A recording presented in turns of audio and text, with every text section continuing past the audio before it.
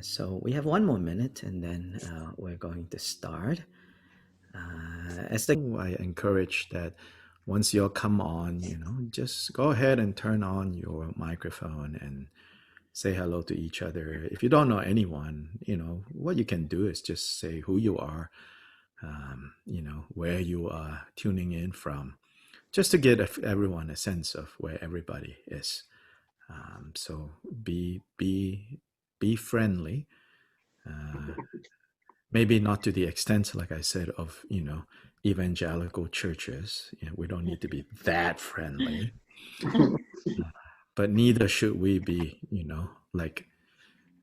I don't know, walking into some place where you'll be hit for speaking or.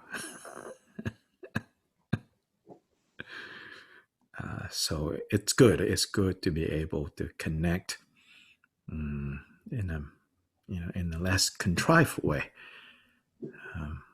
I grew up, in Asia, and so when we go to Buddhist events, it's really noisy most of the time. So I've still not gotten used to going to Dharma events in the West where everyone is whispering to each other. It just freaks me out. Like, why are you whispering? Of course, at the appropriate time too, you will quiet down, and when you're chanting and meditating, yes, of course, more or less quiet, not even guaranteed. There could be like stray dogs fighting out and outside of the temple and all that. But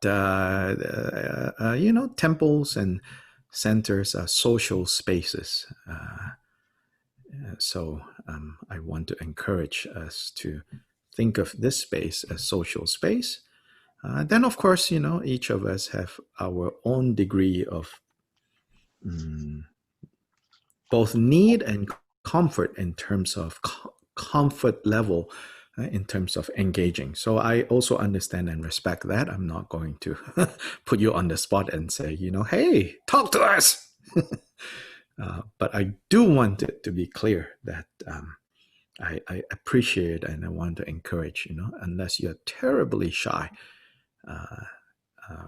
then, oh yeah, right, terribly shy.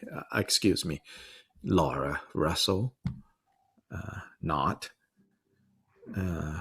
So anyway, again, the other thing I want to encourage is that if there isn't too much distractions in the background, share your video so that, again, to see and to be seen, these are good things. It also, I think, puts us in a different frame of mind. But again, I totally understand, we all have different circumstances and we may or may not be able to turn on the video, and that's also fine. But if, turning on the video is not going to cause, you to freeze or, or scandalize, you think, us, which is really not that easy, but then, it's good to have your video on. And so I often try to get a couple of people to help. So let me assign a couple of co-hosts. And what I asked the co-host to help me do is to toggle back and forth between speaker view or sometimes highlighting me, because, if I start speaking, people would like to look at my face rather than a disembodied voice. But also from time to time to please toggle it back to gallery view for everyone. I myself have yet to figure out how Zoom actually works, especially when it's pushed onto Facebook. I think what I see on my own Zoom screen is not necessarily what turns up on your screen. So I don't know. All that is mysterious.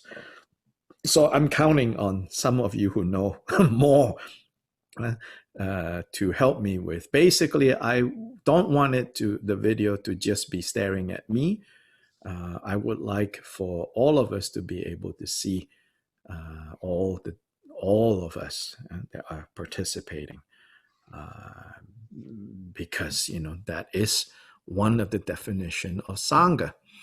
I think too frequently we overemphasize, I think, vertical relationships and forget the horizontal relationship. That there is a vertical relationship, that we look to the teacher in general, which is the role I play by definition. I'm teaching. Then there is guru. That's something else. Yeah.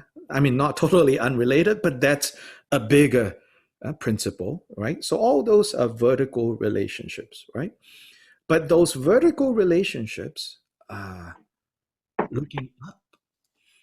We are not a theistic tradition. So it's not the beginning and the end, looking up. We are looking up so that in looking up, it helps us to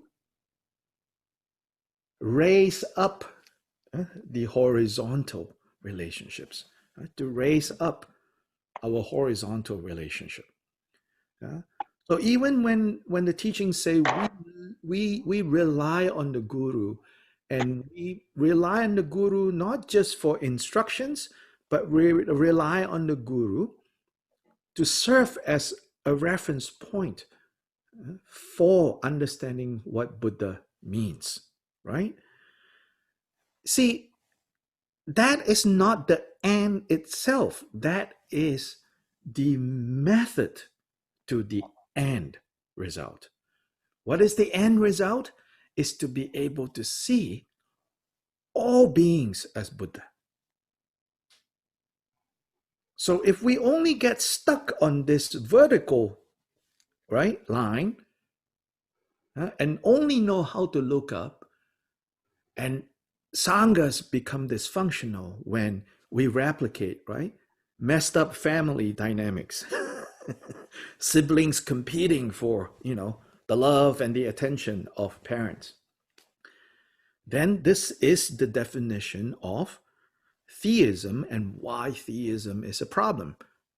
Buddhist critique on theism has nothing to do with other religions. It's not like we are either proving or disapproving, liking or not liking, God or goddess or Tao or whatever.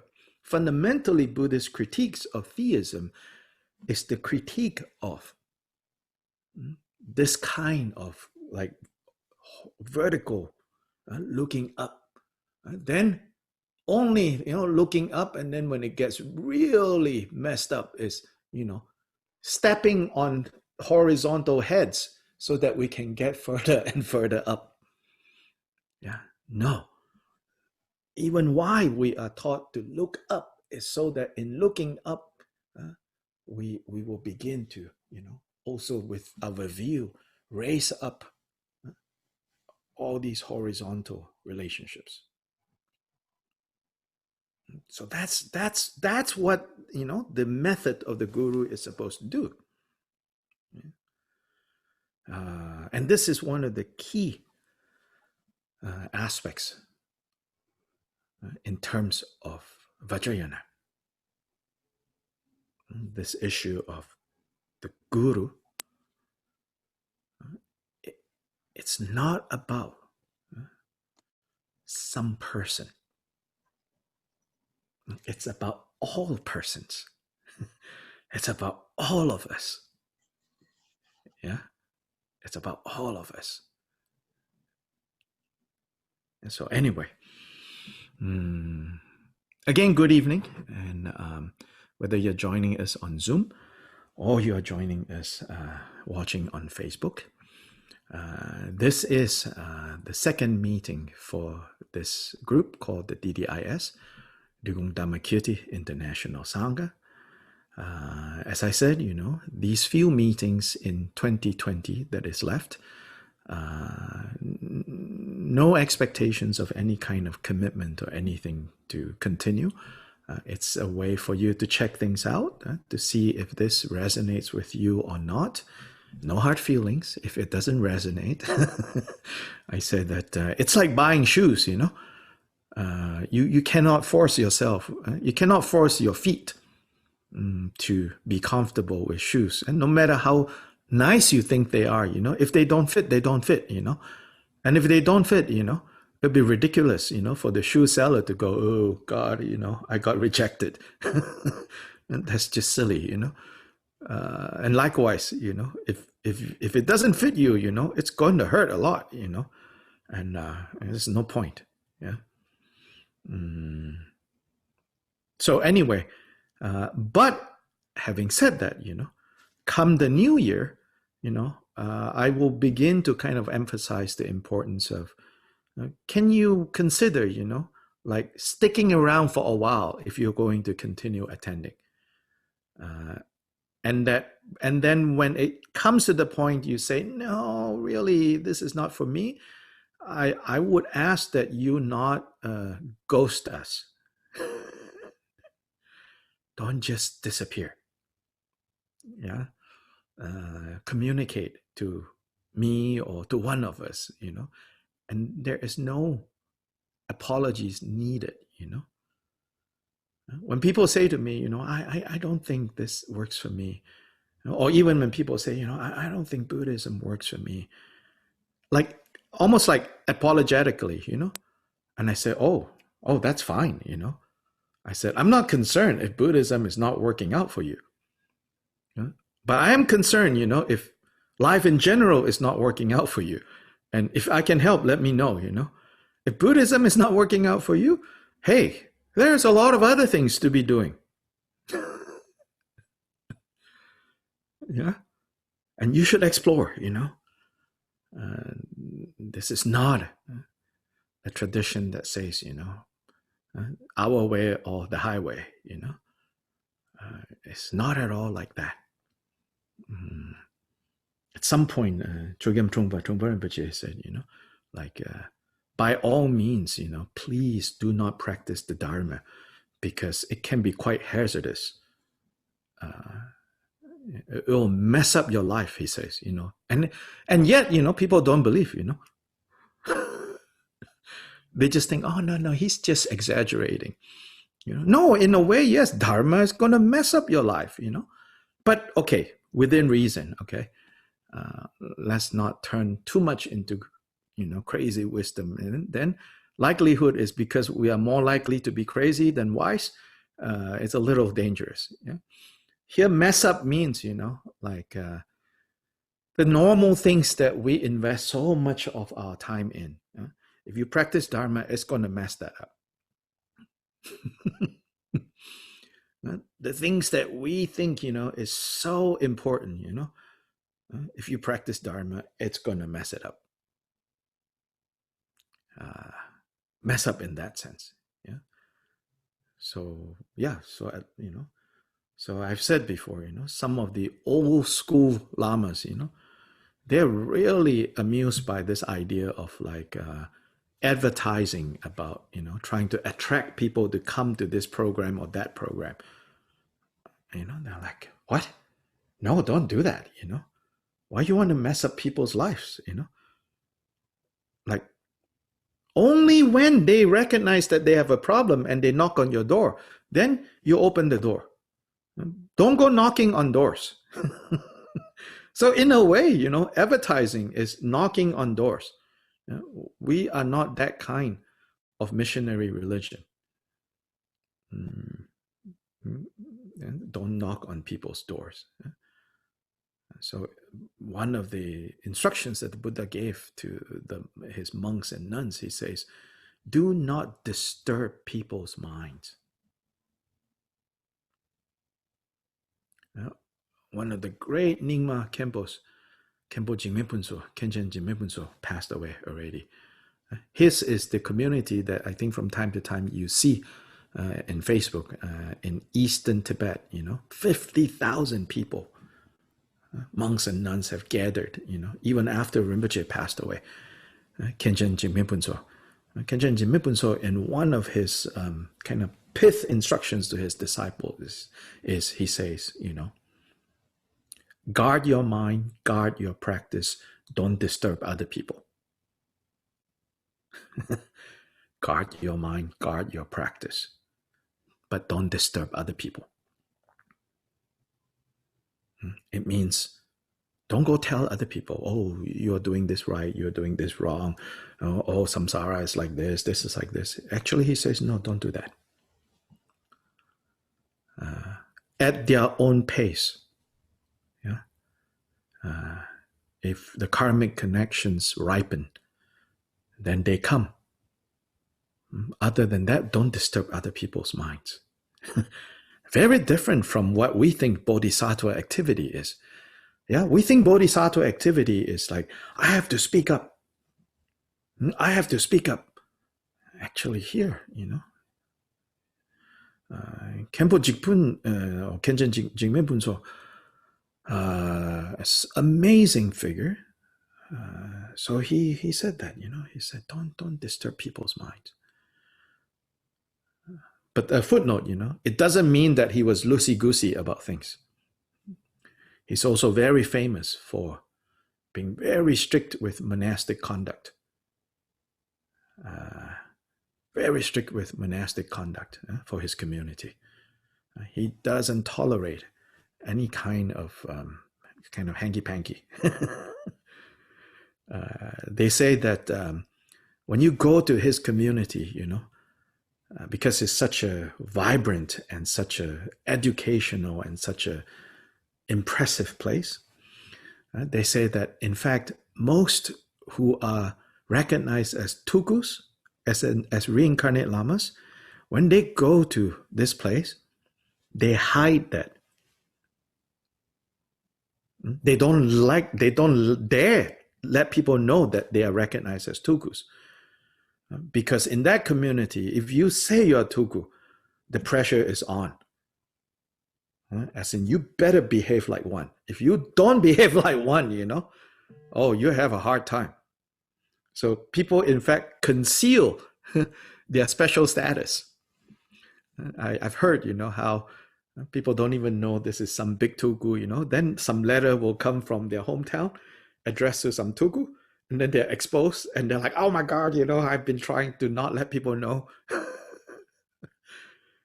Because,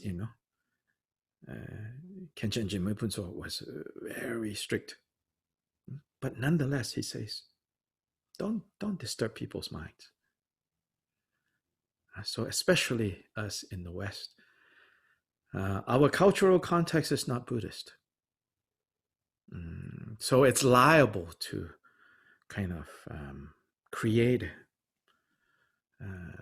difficulties and resistance from people, especially family, also friends. So when we practice Dharma, don't make a big deal so that it annoys people. Then people resent our Dharma practice. Then it's not good. Yeah. Anyway, Omar, if you can share screen for the opening recitation. Since I'm still working on these texts, so we have not distribute this text yet, but in the new year, we will distribute the text. Maybe even make this smaller, I think. Yeah, okay, that's good. Yeah.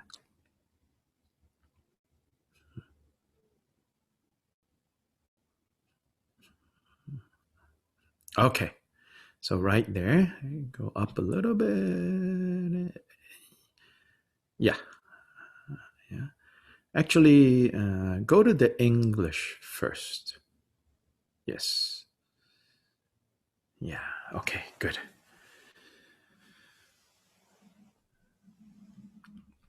Can I have a volunteer read this out loud, this first recitation in English? So unmute yourself and then just read out loud for us. All mother sentient beings, limitless as the sky, especially those enemies who hate me, obstructors who harm me, and those who create obstacles on my path to liberation and all-knowingness. May they experience happiness and be separated from suffering. I will quickly establish them in the state Omar. Yeah. of the most perfect and precious Bodhi. And the next one as well. Thus, until I achieve Buddha, I engage in virtuous deeds with body, speech, and mind. Until death, I engage in virtuous deeds with body, speech, and mind. From now until this time tomorrow, I engage in virtuous deeds with body, speech, and mind. Thank you. So go back up, Omar, to the Tibetan. So now we're going to chant this in Tibetan. So you can just listen, and maybe reflect on the meaning of these words.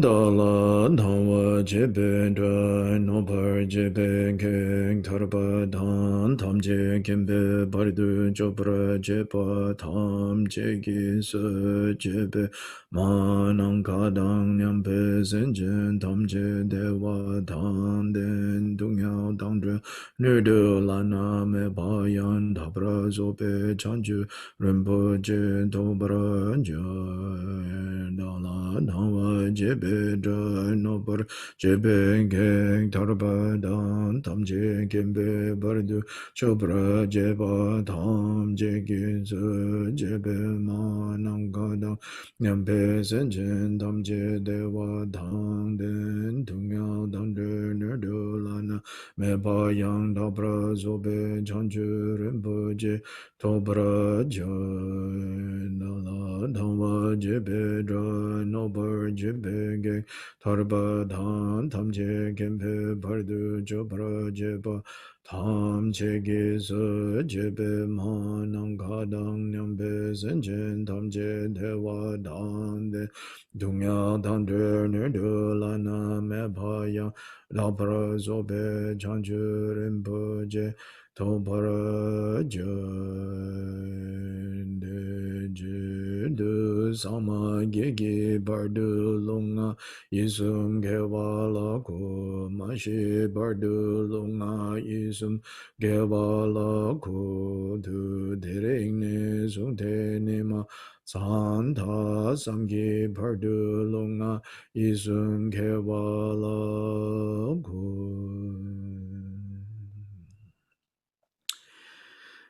These two recitations are basically what they express what is known as relative bodhicitta. So bodhicitta, literally bodhi, is awaken or awakening. Chitta is mind. Of course, the word mind can also be, depending on context, chitta here can be vow, resolve, wish, aspiration, and so on and so forth. So these two recitations express the meaning of relative bodhicitta. Relative bodhicitta in the aspirational aspect, which is the first recitation, and in the engagement aspect, which is the second recitation. Somehow, as a ritual form, it is such that the aspiration relative bodhicitta is chanted 3 times, and then the action bodhicitta is chanted once. I don't really know why. 3 and 1. That is just the ritual form that has kind of become standard over the centuries. So to begin all our practices by these 2 recitations is a characteristic of the Drigung Kagyu style of doing formal practice. Because the founder of the lineage places great importance on grounding all our practices with bodhicitta. Here, relative bodhicitta. What is absolute bodhicitta? Absolute bodhicitta is actually, briefly, you can say, it's attaining the state of Buddha itself. So absolute bodhicitta foregrounds the wisdom aspect, whereas relative bodhicitta foregrounds the love and compassion aspect. So the love and compassion is one wing, wisdom is the other wing. When these two are inseparably perfected, completed, and brought to full fruition, that is the state of Buddha. Then relative bodhicitta then, basically what it's referring to is, in East Asian tradition, we would call this the bodhisattva vow. And what is the bodhisattva vow? The bodhisattva vow is to vow or to resolve to achieve the state of Buddha, the state of being awakened for the benefit of all beings. So it's motivated and powered by love and compassion. But it's not just love and compassion, even bodhicitta in the relative aspect. It's not just love and compassion. It is being pushed, you could say, being powered by love and compassion, but moving us in a particular direction. And that direction is the direction of becoming Buddhist, becoming awake. If the love and compassion is that which is powering it, but it is going to anything less than Buddha, then we don't call it bodhicitta.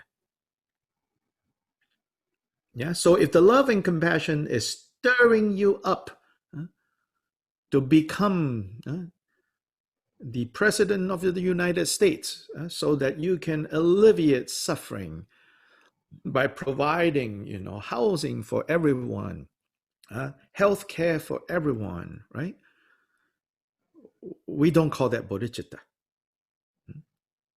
That could be very powerful love and compassion.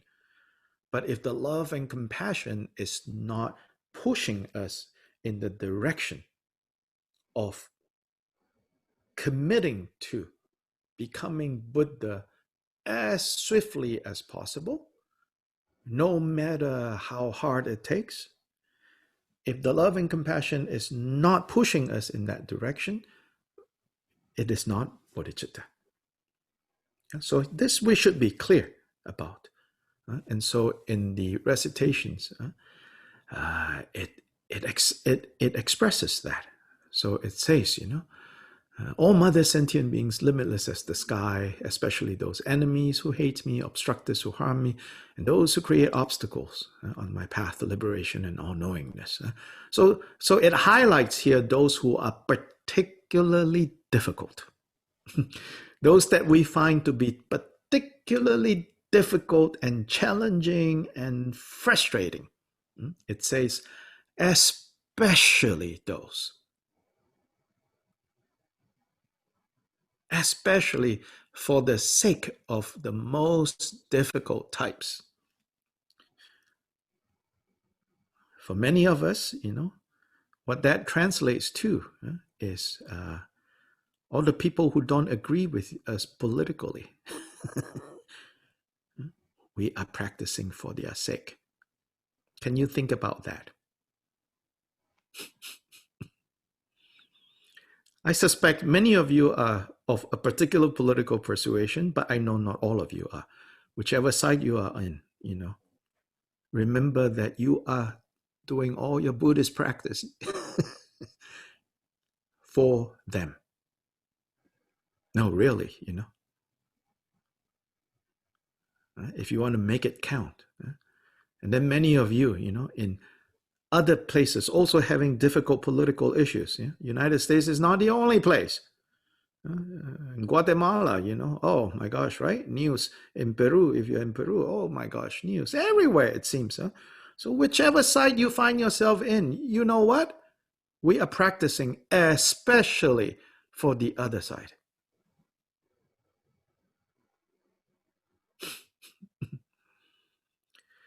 So, with loving kindness, we want them to experience happiness and separation from suffering. That is compassion. Wanting them to experience happiness is the definition of thinking of them with loving kindness. Wanting them to be free from suffering is the definition of regarding them with compassion. Now, the third part. And how can they really achieve that kind of happiness and be separated from suffering? By attaining the state of Buddha. And if we want to facilitate their attaining the state of Buddha, what do we have to do ourselves? We have to become Buddhas. As long as we are not Buddhas, there will still be some limit to what we can do. Within the range of what is possible. So also key to remember, in the Buddhist teachings, you cannot unilaterally do the God thing, so to say, pull someone out of suffering and plop them into happiness. that is not possible, okay? So even Buddhas cannot do that. And nobody else can do that either. People might promise you that they will do that, but we say, no, that is not possible. Yeah? But to the degree that someone can help, then to whatever degree that someone is close to being Buddha, to that greater degree, that person can effectively help others. So here, right, this understanding of Bodhisattva vow has nothing to do with delaying your enlightenment. I know that's a popular idea out there. I will delay my enlightenment in order to lead others to enlightenment. If you really think through, right, that idea, it doesn't make any sense. It's like saying, I'm going to stay in this burning house so that I can rescue everyone in this burning house. To some degree, you can say, okay, that is true. If you leave the burning house and just walk away, ta-ta, you're not going to save them, right? But the mere fact of staying in the burning house, without first yourself knowing how to get out of this burning house. So how do you know how to get out of this burning house? Well, first you need to get out. Once you get out, you know clearly what the pathway is to get out of this burning house, meaning you become Buddha. Then you have the power to come in and lead others out of this burning house. Yeah, so this understanding of Bodhisattva vow emphasizes the need to achieve the result yourself. But what motivates that? Love and compassion for all beings. So to that end, to that result, what do we have to do? That is the engagement aspect of relative bodhicitta. So if we look further down in the recitation,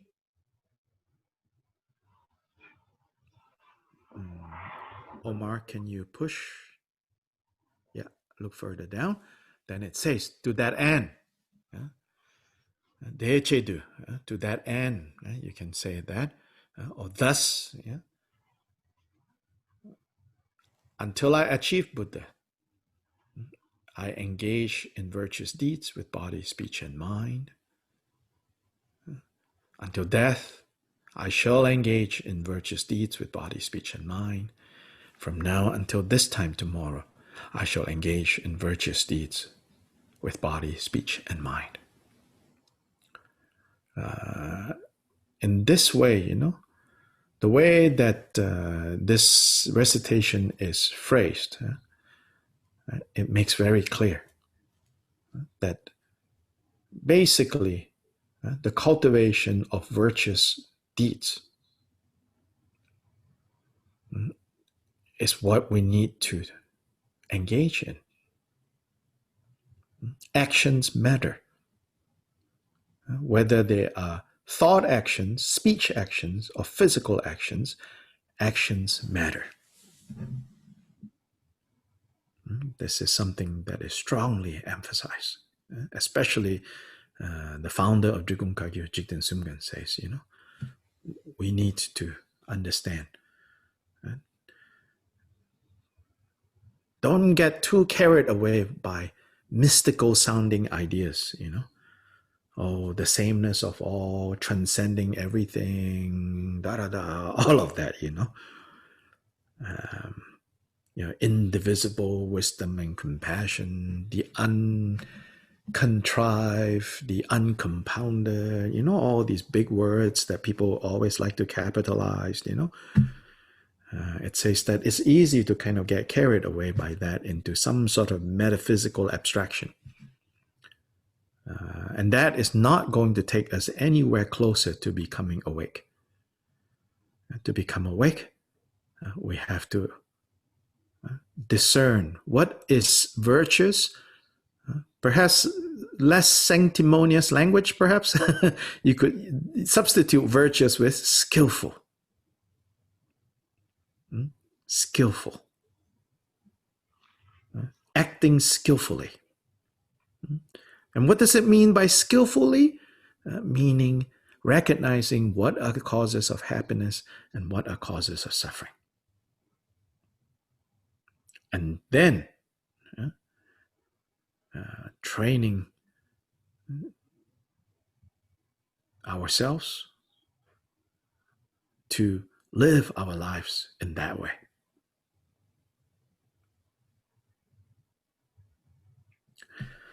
So let's see, any questions or comments?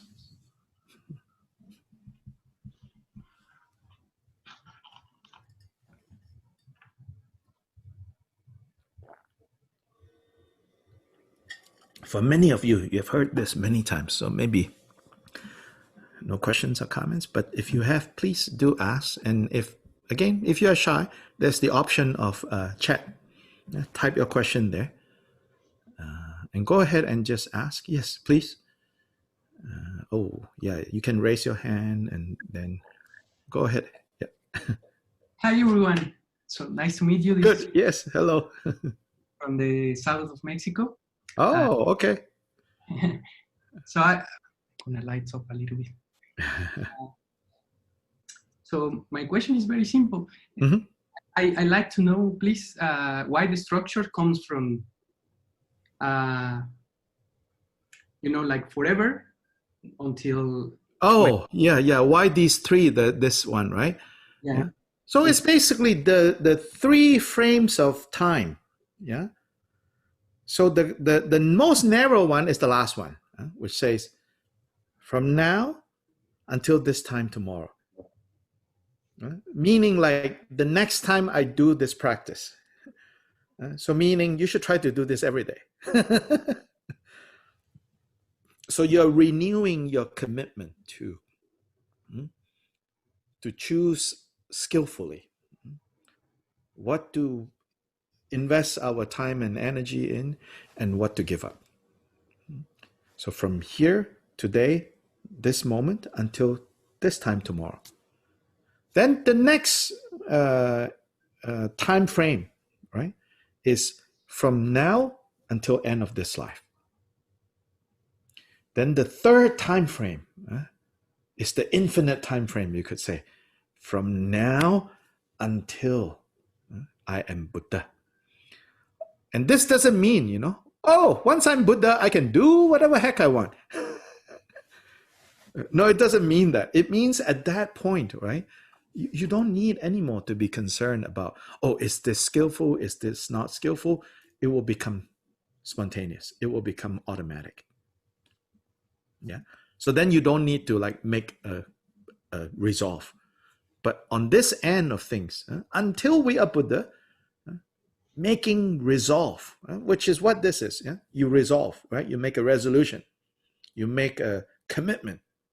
So it's also saying, in order to actually achieve Buddha, we have to again and again, because we're going to give up so many times, but we have to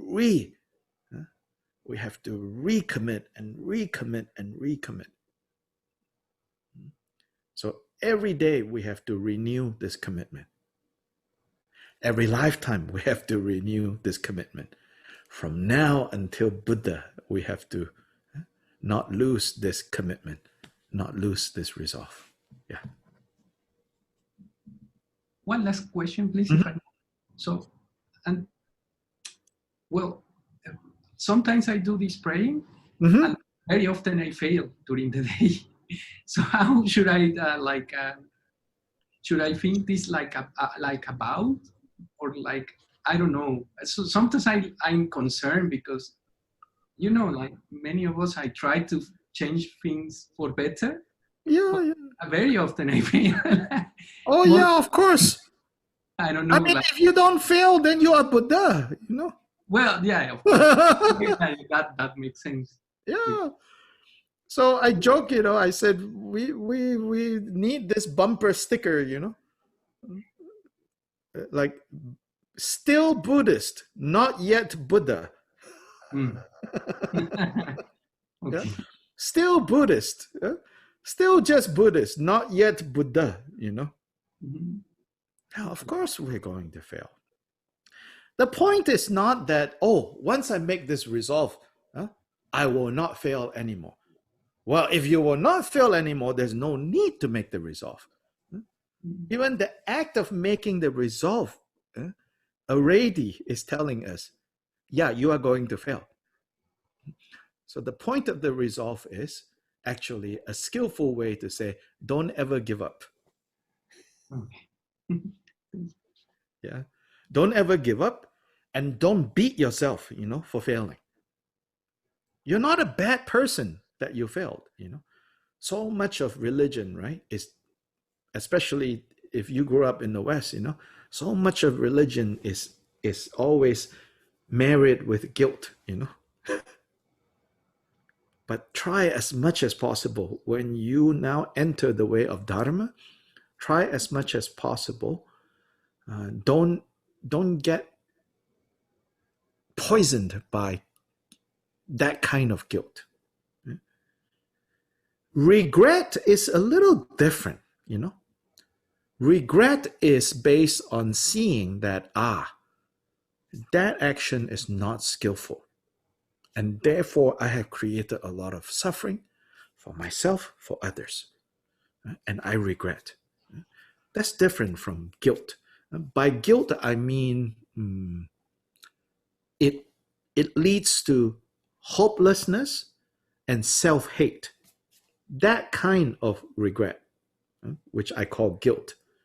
No, don't have that. Even when we have a lot of desire, it's not because you are evil. Actually, it's not because you're evil. Actually, it's because you are Buddha.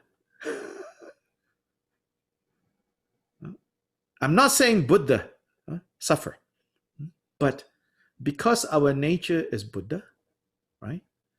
But due to our confusion, we get frustrated. And when we get frustrated, we get very uncomfortable. Why do we get uncomfortable? Because it's not in our nature to experience this.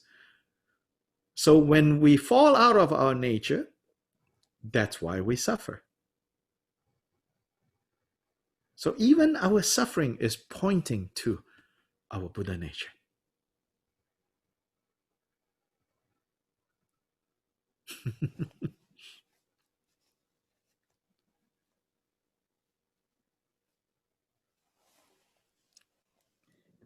I'd like to ask a question. Sure. I'm afraid in asking this question, I'm going to be revealing something regrettable about myself, but I'm going to ask it anyway. Okay. So what you were saying about we practice for the people on the other end of the spectrum, whatever the spectrum is. Mm-hmm. Mm-hmm. So if I practice, I can conceive of that. I can conceive of practicing for others who are very different from me. Mm-hmm. But what does that mean about my having a relationship with them? Oh, it just means you have to see how much you can handle. Okay. Yeah, it doesn't mean, like you're now like hanging out with them. No. Okay. No. We're sending them birthday cards. Yeah, well, maybe you can send them some birthday cards, but I don't even know where to buy birthday cards these days. But no, it doesn't mean, yeah, that you need it. But what it does mean is like you want the warmth to develop slowly and genuinely. And as I was preparing my question, I was realizing that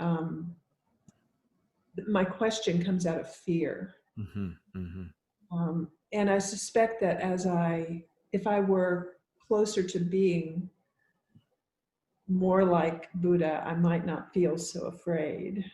Mm-hmm, mm-hmm. Would allow more warmth to come through. Yeah, yeah. And it's yeah, so we want to develop a genuine feeling of warmth. And that's what loving kindness is. His Holiness the Dalai Lama talks about this. He says like the more I can remember that they have been my mother at one time, then it's easier to have a kind of warmth that they have been my mother, and to be able to see that, and sometimes we see that, sometimes we don't see that, sometimes we see that and remember that, sometimes we see that we don't remember that, and sometimes we see that and then we start to have our mother issues come out as well, like, well, she didn't really love me. Of course, I mean, yeah, like I say, it's not just American mothers, and Tibetan mothers, I'm sure, some were also not very motherly. The point of mother here, of course, is not just talking about mothers literally, but it's talking about the image of the mother is basically someone who, without knowing us prior to us turning up, for some weird reason, would die for us, It's like it's beyond logic in a way.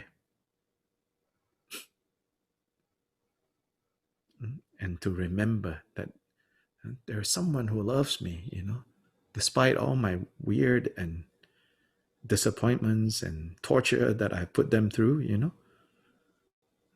they still love me.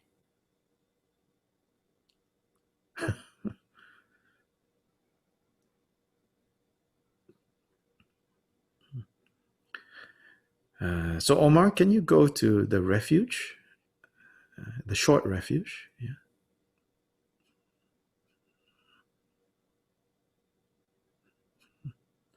Yeah. Okay. If we can have someone read the English of this one time.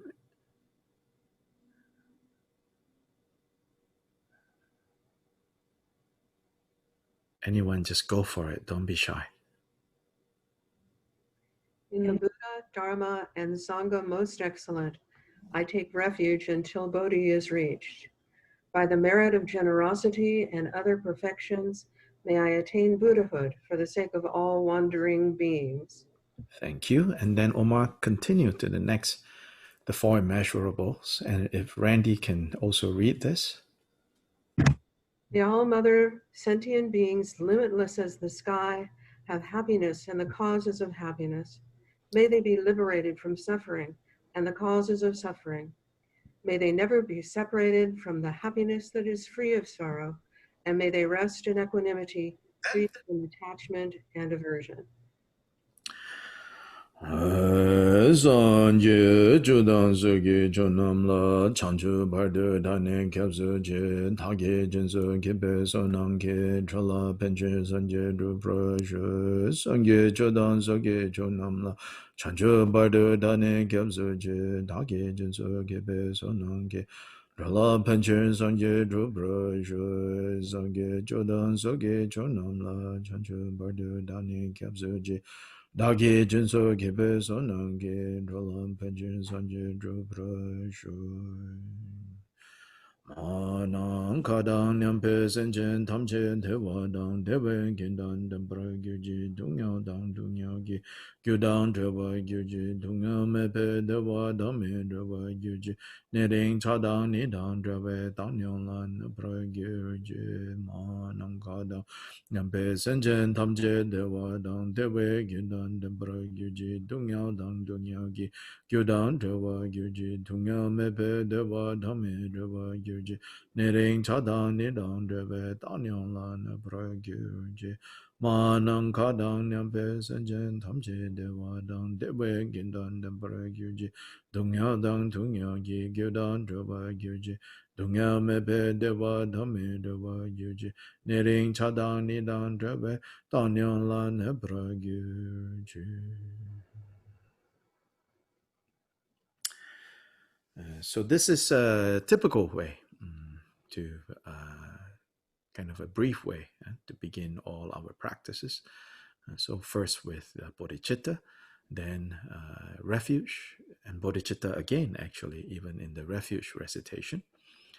It says, like I'm going to practice to cultivate the perfections, such as giving and the others, referring to the 6 perfections, for the benefit of others. And then the recitation, that is a meditation on the 4 immeasurables, which is this one, may all mother sentient beings limitless as the sky.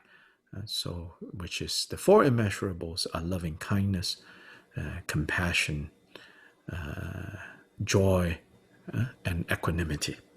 Yeah. So anyway, now what I want to do tonight, as I said, announce, is I want to look at, since, this is the Drikung Dhammakirti International Sangha, so then, you probably should know that basically this group, we will anchor our practices on Drikung Kagyu practices. This is simply, like where I'm parked in, where I'm grounded in. So then this is what I know to teach. This is my responsibility. And so, again, none of this has to do with like, oh, this is the best, this is the right way, others are wrong. So again, that's not the rationale here. But at the same time, we cannot like try to do everything. Sometimes people think, oh, being non-sectarian means, do a little bit of everything. And then we say, you end up digging 20 wells and never getting any water. So you dig one well and you dig it deep. But in digging this one well, you should also kind of accumulate many different tools. So there are many different tools. We should not be like stubborn or inflexible and think, oh, only one way. No, because every one of us, is hitting like different points of this well, this ground. And sometimes this tool is more effective, yeah, in taking us 1 inch deeper. Sometimes that tool is more effective depending on where we are. So flexibility, but practicing within the context of one lineage is, again, it's not about sectarianism, although if you're not careful, it can turn into that. But it's more about staying focused so that we are digging one well with 20 tools, not digging 20 wells with one tool.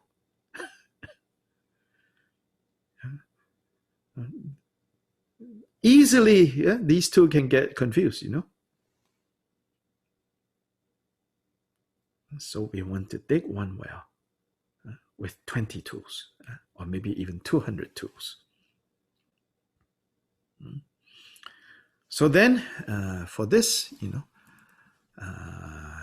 I've written something that is on the website, Drigong Dharmakirti International, that website. So this page on lineage, yeah. So I want to look at there, yeah. So let's start there, right? So Drigong Kagyu lineage of Tibetan Buddhism originated in the 12th century. So we will start with like the founder of the lineage. Then from there, we will go backwards to all the important influences that came before him. And then from him, sort of onwards. So this is where we start, right? So an unusual monk from eastern Tibet took up residence in a small, probably ramshackle hut offered to him in this place called the Drigong Valley, a secluded landscape tucked away to the northeast of the ancient Tibetan capital of Lhasa. Lhasa has been the capital of Tibet, of central Tibet, since like 7th, 8th century. It's like the center of Tibetan culture. Of course, not politics, because Tibet is occupied by a foreign force. So this high elevation alpine valley was named after a legendary tree, which is the name for what we would call a female yak. In Tibetan language, yak is by definition the male of the species. So the male of the species is called yak. The female of the species is called ji. So Tibetans really get, will like kind of get a nice chuckle when us non-Tibetans say yak cheese, It's like someone saying, bull cheese. It's like, okay, well, I don't know what that is, but surely you don't mean bull cheese. So Dri is the female of the species. So the name of the valley is called Drigong, and it's related to some origin story about a magical female yak, a Dri. So the Drigong Valley then and now is green and fertile in the summers, with not much snow even in the coldest winters. And it is home to small, quaint villages scattered throughout, with a few bigger townships closer toward Lhasa, and of course, also some important sacred sites. Yeah. So that is the Drigong Valley. This is the view from the monastery. The monastery that is eventually built is perching on top, on a ledge on this mountain range and looking down. If you look towards the right of this picture, that is the road that you keep going there. That road will take you all the way to Lhasa. So the government built a road basically that extends from Lhasa all the way. You follow that road and you come up. You can come all the way up to the front of the monastery. There is a public bus that goes now from the very front of the monastery, which is perch high up, you know. It's quite treacherous going up that narrow road. A few of you have been with me to Drigong, so I'm sure you remember that ride. It feels like the bus is going to, you know, fall off anytime. Quite literally, every trip that I've taken people there, there are people who, after they ride the bus up, they will say, "Okay, can I walk down?" Because we camp down at the valley. They're like, "We'll walk down. See you down there." And then also the next morning, you know, at least one time, at least half the group said, you know, we're going to walk up, so we'll leave now. It's like an hour before we're supposed to meet up at the monastery. Some people are like, we're just going to walk up. But beautiful, beautiful. So if you follow, you know, so that's the little village, the Drigong village or town, right at the foot, at the valley. So then you walk, so the road there, you can sort of see the road. Yeah. So you follow that road, you keep going, then you are going to end up in Lhasa. So this is taken from the monastery. Before COVID and all that, I said, 2021 summer, I would like to take a group to Drigong. I announced more than a year ago. I said, okay, y'all start saving up, you know, whoever have the conditions, yeah, we're going to go to Drigong. Now, of course, you know, not happening, yeah, this summer, even though I think by this summer, probably things will, you know, calm down a little, but probably not a good idea to try to make any plans. So maybe summer now. Summer is the best time to go. So maybe summer 2022. So if any of you would like to go to Drigong, start saving up. Yeah. Okay. So it was here that Kyopa Jigten Sumgan settled after more than 15 years of wandering, studying, training, and meditating throughout central Tibet. So he was not native to central Tibet. He came from eastern Tibet in this area called Kham. It's like sort of more or less you could say southeastern Tibet, on the borders of Tibet and political China. So he came from that area, Kham. But he finally settled in Drigong Valley after about 15 years of being in different places in central Tibet. His reputation as a realized master of the main successor of the famed master Pamodrupa spread swiftly. And as soon as an active and large community of disciples, gathered around him in this valley. Pamodrupa, his main teacher, built sort of his residence, really a retreat hut, in another one of these like very high, you know, perch on the ledge. I think Jigten Sumgön probably was inspired by his teacher's example. Pamodrupa's place is called Densatil. Oh my gosh, that one is even more treacherous. Like way further up. At least like 3 times higher than Drigong Monastery. But the government, Densatil Road, the government has made a very good road, like a concrete road, and pretty wide compared to the one going up to Drigong Monastery. The last part is still basically dirt road. That's why it's a little ish. But the one going up to Pamodrupa's monastery now is concrete.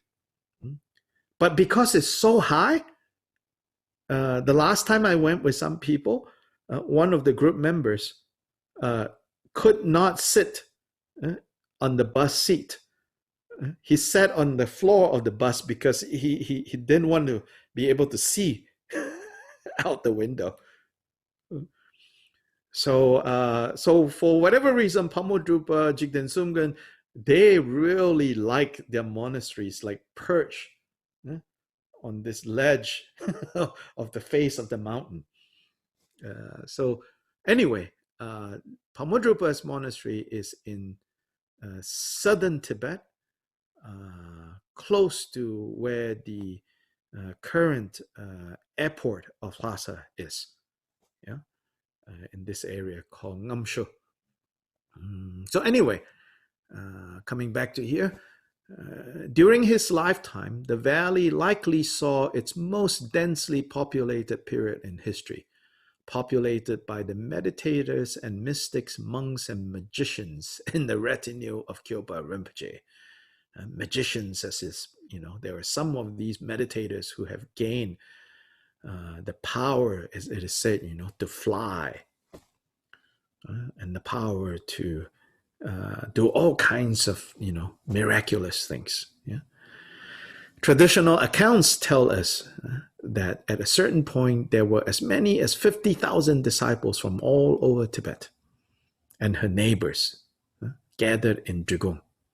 It says that disciples came from all over Tibet and also came from Nepal and came from China and came from another of these border, kingdoms between Tibet and China.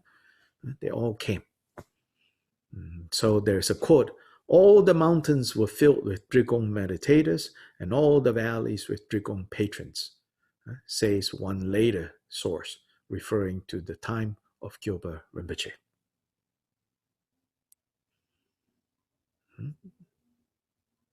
So that's a painting of Kyopa Rinpoche, 18th century, so a more recent painting. Yeah. Okay, moving on. As one of the luminaries of the early Kagyu lineage, Kyopa Jigten Sumgön embodied the distinctive characteristics of the early Kagyupas. Yeah? The early Kagyupas and subsequent Kagyupas, there is some, it's natural. Traditions develop and change, and, due to, historical circumstances and everything. But in many ways, Kyopa Jigten Sumgön belongs to the first layer of the Kagyu identity. And there's something very distinctive about that particular period of time, which is an uncompromising personal commitment to meditative practice and experience, coupled with an instructional style that emphasized direct, heartfelt advice arising from experience over the mastery of theory and of intellectual and philosophical sophistication. So in this early Kagyu period, first and foremost, all the masters and disciples, first and foremost, uncompromising in terms of their own commitment to meditative practice. Learning, secondary. As in, they will learn just enough. So learning was always a tool to facilitate meditation experience. Because if you don't learn some of the fundamentals and you try to meditate, then you don't really know what you're meditating on, But foremost was personal commitment to meditative practice. Then, to the degree that some of them taught other people, then their style of teaching emphasized direct, heartfelt advice arising from experience. Above and over the mastery of theory and of intellectual and philosophical sophistication. So these early Kagyupa masters spend very little time like debating, philosophizing, or speculating, or arranging and composing, logical arguments. They didn't consider that to be important. So these early Kagyu masters taught like wise grandmothers with a love that was as warm as it was tough, and with a directness that was as nurturing as it was no nonsense. Yeah, these old wise grandmothers.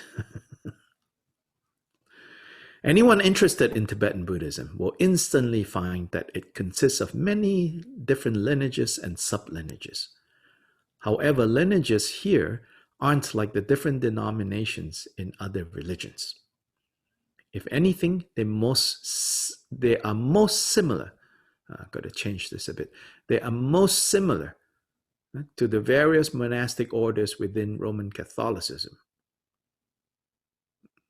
Some of these Tibetan lineages are formally distinct from one another, complete with their own institutions, organizational structures, leadership, hierarchies, and liturgical traditions, while others are merely different lines of transmission that actually exist and overlap with the formal lineages used in the first sense. Thus, formally, 5 distinct Buddhist lineages can be identified in Tibet: Nyingma, Satya, Kagyu, Jonang, and Gelug. Each of these is in turn a family with many branches, though some more distinct and separate than others. Thus, in the Kagyu lineage, or the Kagyu family, there are definite distinct branches, such as the Karma Kamsang.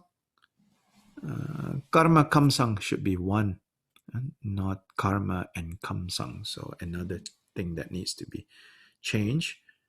Drukpa and Drigong. While the Satya branches, such as the Ngor and the Tsar traditions, are less distinct. Used in the second sense, as lines of transmission for the different practices and textual traditions within Tibetan Buddhism, there are literally thousands of lineages. Yeah, so every practice has its own lineage, such as like in Drigong, even just in Drigong Kagyu, Powa has its own lineage. Chakasamvara has its own lineage. So every practice has its own lineage in that second sense of the lineage. Thus, Tibetan lineages are quite dissimilar to Christian or Muslim denominations. Christian denominations are mutually exclusive of each other, whereas members of various Tibetan lineages routinely receive teachings and transmissions from one another.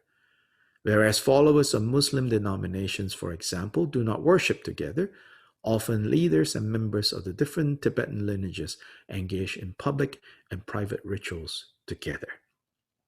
Although the different lineages of Tibetan Buddhism are more similar to each other than different, nonetheless, there are some general characteristics that make each of them stand out in comparison to one another. For instance, the most recently developed of the main lineages, the Gelug lineage that the Dalai Lamas hail from, is renowned for its learning, scholarship, and skill in debate and logic. Nyingmapas, literally the ancient ones, are recognized for their mastery of Tantra and its mysterious powers. The magicians. Writing about the characteristics of the Kagyu lineage, Ju Mipam, a great Nyingma polymath of the 19th century, wrote the following about its practitioners of Kagyu. So here in the 19th century, Mipam wrote, the transmission of practice has fallen to the Kagyupas. So the Kagyupas, in particular, emphasize meditative practice. So the transmission of practice has fallen to the Kagyupas. They are masters of realization. Persevering in meditation is most excellent among the Kagyupas. The Kagyupas chant from the heart, and they are like the heart of the teachings, bringing devotion into the practice. Yeah, so it's a very heartfelt, very heart-based in a way. They chant from the heart. So it also means, the chanting might not be very polished and elegant, not like choreographed, It is said that, for example, Sakyapas, their chanting is very precise. Everything is like clean and totally, everyone will, like harmonize each other's voices and, really very impressive. Whereas Kagyupas, when they chant, they might be like all over the place. But you can tell, heartfelt. It comes from the heart,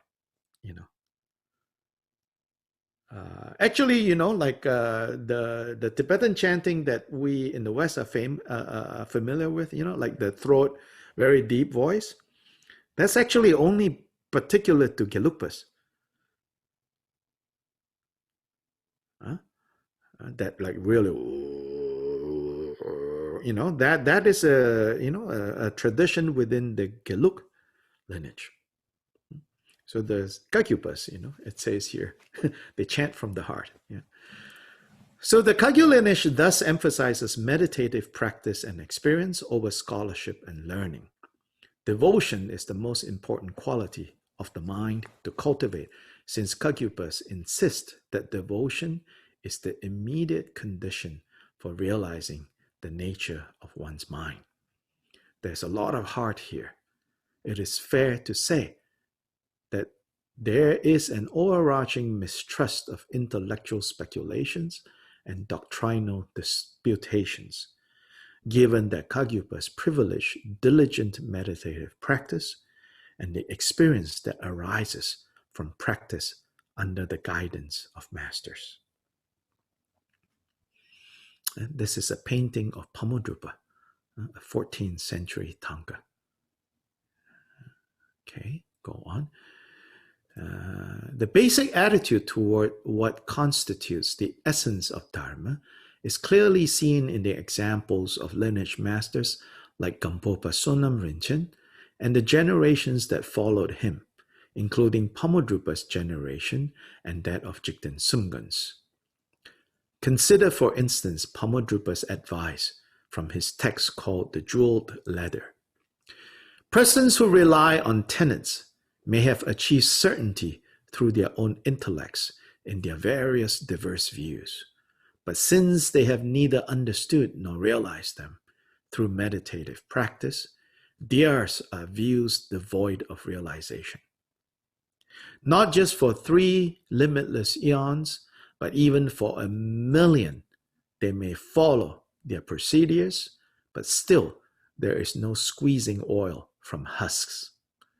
They may plow and hoe the winter ground, but come spring, there will be no result. Those who want to go east waste their steps going west.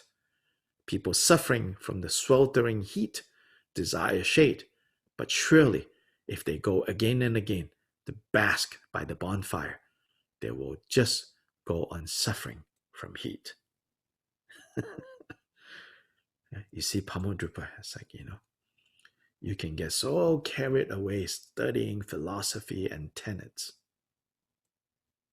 which is all these like organized ways of like dividing the Buddha's teachings into this category and this step and that step, and get completely, that you might have mastered the whole system, but insofar as relieving suffering, gaining freedom from suffering. Such learning can take us further and further away. Pamodrupa expresses this sentiment, even though he has a reputation as a great authority on Buddhist doctrine and systematic philosophy. In fact, before he came to Gampopa, he was a very well-regarded scholar. And he knew all these things that he's criticizing about. But his warning is precisely more powerful because it comes from someone like him who has experienced firsthand the limits of doctrinal mastery and vast knowledge, despite his fame as an accomplished Dharma scholar. Let's go on. Pamodrupa's biography contains a memorable life-changing moment in his first meeting with the famed Kagyu master Gampopa, in which he traveled to Dakla Gampo with the aim of defeating Gampopa in debate over what he considered Gampopa's erroneous understanding of the precious Dharma. Gampopa was eating some tsampa when he granted an audience to Pamodrupa. After Pamodrupa proudly listed out his Dharma credentials, the names of his famous teachers, the complex systems of Sutra and Tantra he had mastered, the number of followers he had gathered, and so on, Gampopa looked up and startled Pamodrupa with a direct and simple question. And what bodhisattva level did your sublime teachers say you have attained with all those credentials? Pamodrupa went right to the heart of the matter. My master confirmed that I have attained the first bodhisattva level, answered Pamodrupa with self-satisfaction. To this, Gampopa slightly raised his hand with a piece of tsampa do and said to Pamodrupa, even this mouthful of tsampa of mine has qualities that surpass your first bodhisattva level. Pamodrupa was shaken to his core by Gampopa's lion's roar of a Dharma statement. Clearly, it wasn't so much what Gampopa actually said. Maybe it was how he spoke, or maybe it was what Pamodrupa heard.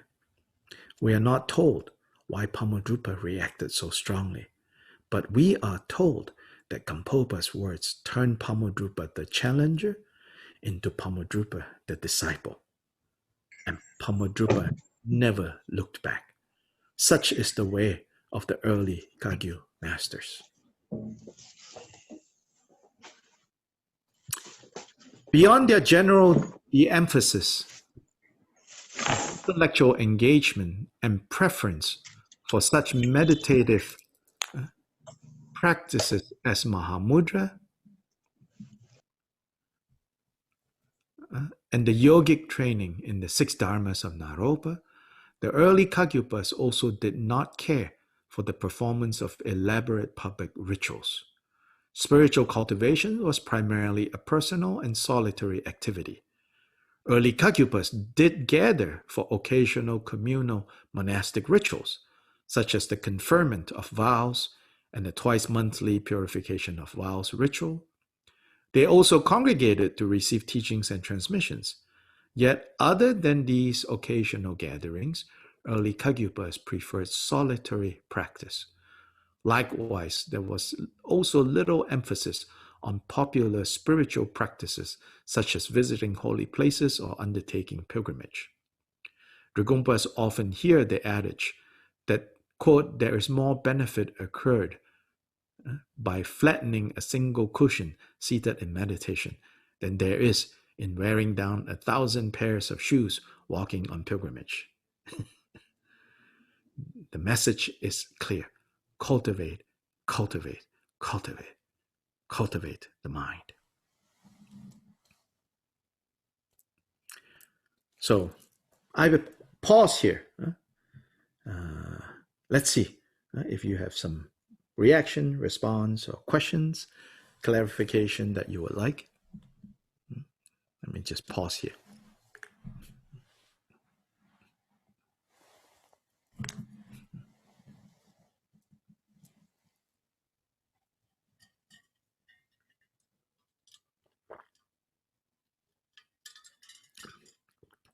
No thoughts, no response, no questions?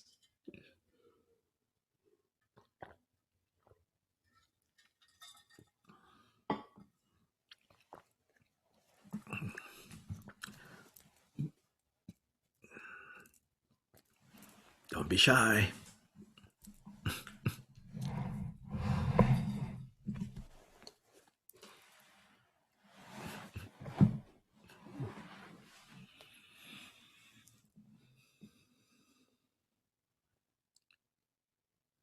Omar, can we temporarily go back to gallery view?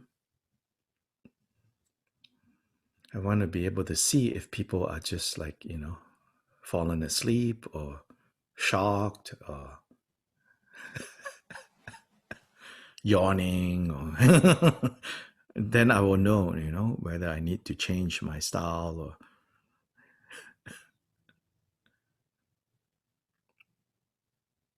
Nothing to say? Oi, come on, don't be shy. I'll say something. Oh, good. Hi, Hi. my name is Young. I'm coming from Chino Arizona, Latvia, Kashmir. Oh, okay. Yeah. So I actually really like this essay a lot. I'm curious, like, did you write this essay for college, or was it something that you studied on your own? I'm curious, like, how you were to compile this information and present it. I am, those rotten scholars that the early Kagyupas are suspicious of. So overeducated. I like history, so I read a lot, but also over the years, kind of learning more and more from the different teachers, directly and indirectly, and gaining a clearer and clearer understanding. And also, like recently, there's more and more research that has been done. So I don't think you know much about me, but people call me Dr. Lai or Dr. Hun. It's a doctoral degree in religious studies. So I have a Western background in religious studies. So some of these things that I talk about, in case, any one of you think I'm just like making this up, there is, for example, one dissertation completed at Harvard University by a Tibetan Rinpoche. He might have been the first and so far the only Tibetan Rinpoche to have a PhD from Harvard. This is Gyaltru Trungram Rinpoche. He's young, maybe at most like early 40s, maybe late 30s. So he wrote about Gampopa.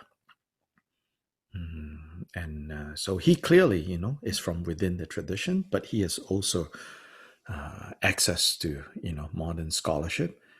And his dissertation shows very clearly that Gampopa was at heart a meditator. Even though as a Kadampa monk, he learned many things, but at the end of the day, his commitment was to this direct experience.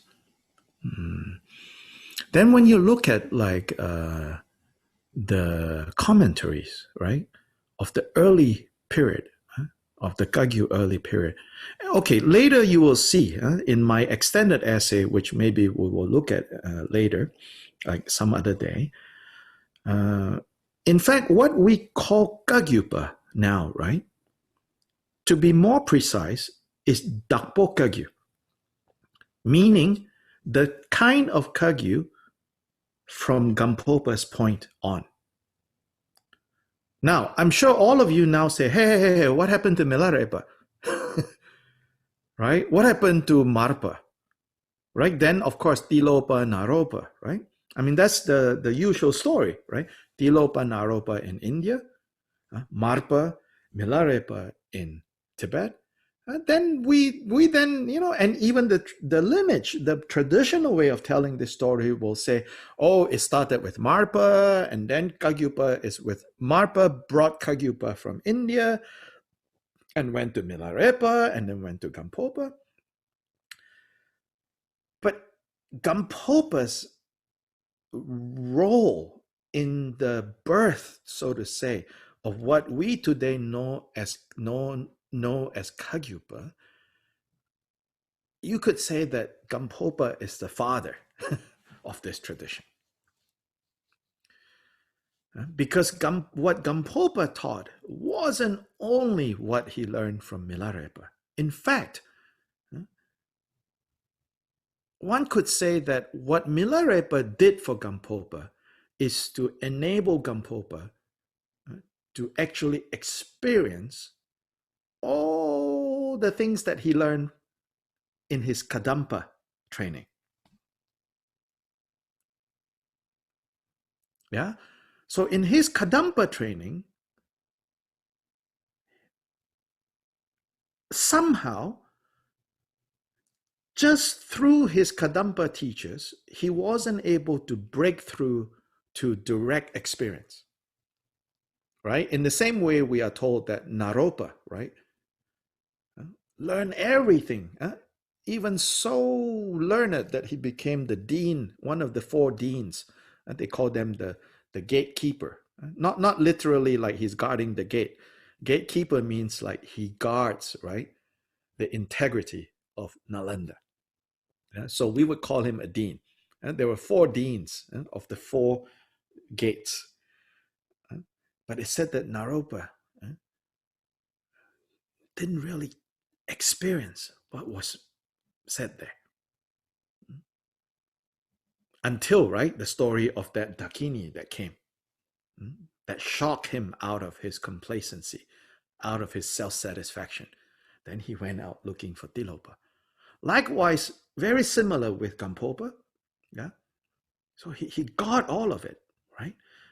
But it was Milarepa's skillful guidance that kind of pushed Gampopa over to the other side, so to say, from the side of confusion to the side of awake. Now, once that has occurred for Gampopa, then he I would say, he taught the Kadampa material that he knew, but now from direct experience that he got through Milarepa's blessings, we say. So then Gampopa's role is absolutely crucial in finally birthing this lineage that we call Kagyu. Yes. Would you say that I think that's a superb explanation of realization, that direct experience, yes, can be the seminal part of realization, whereas in differentiating understanding, yes, understanding basically is, yeah, I get it. Yes. But the direct experience is really the heart of realization. Right. Yeah. And the direct experience transforms a person for good. Understanding needs to be fed. Otherwise, like hunger, it will come back, Understanding satisfy hunger. But the thing about hunger is after a few days, you are hungry again. Then you need to revisit the understanding. But realization transforms. And that was what happened. With Milarepa's guidance, Gampopa penetrated everything that he learned from his Kadampa background. Again, back to this Rinpoche's dissertation, I think he writes about how even after Gampopa, broke through, right? When he wrote, maybe through this Rinpoche's dissertation and some other more people are bringing out Gampopa's text and looking, he continued to sign his letters, many of his letters and many of his communications as, his name, Sonam Rinchen, a Kadampa monk. He still saw himself as a Kadampa. But the kindness of Milarepa for him, of course, he never forgot that. So he also talks about Milarepa.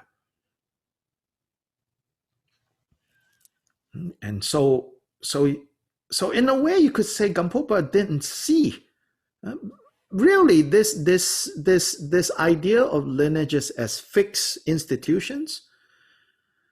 More and more, we know that this is a product that came about, that arose, not product as in somebody manufactured it, but this is something that became more entrenched in the 13th, 14th century. So when you go back to Gampopa's time, Pamadrupa's time, Jigten Sumgun's time, there's not yet this clear lines being drawn. Oh, we are Kagyupas, you are Kadampa, you are... Saying that he is a Kadampa, simply he is saying, I learned from these teachers. That's all. Yeah.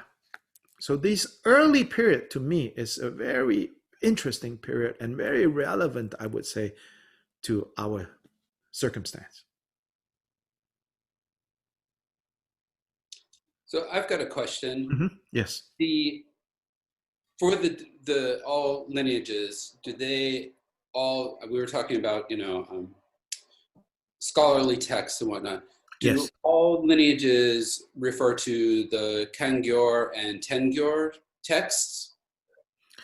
Kangyo and Tengyo is huge, voluminous, right? A lot of text, yeah. So that's the quote-unquote authoritative canon, okay? Yeah, Kangyo and Tengyo. Yeah. Now, in the Tibetan context, you have another body of literature, yeah, called the Nyingma Gyubum, which is the collection of Nyingma Tantras. And they're not even part of Kangyo and Tengyo. Kangyo is the words of the Buddha.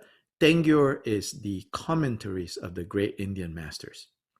That's what David is referring to, Kangyo and Tengyo. Yeah?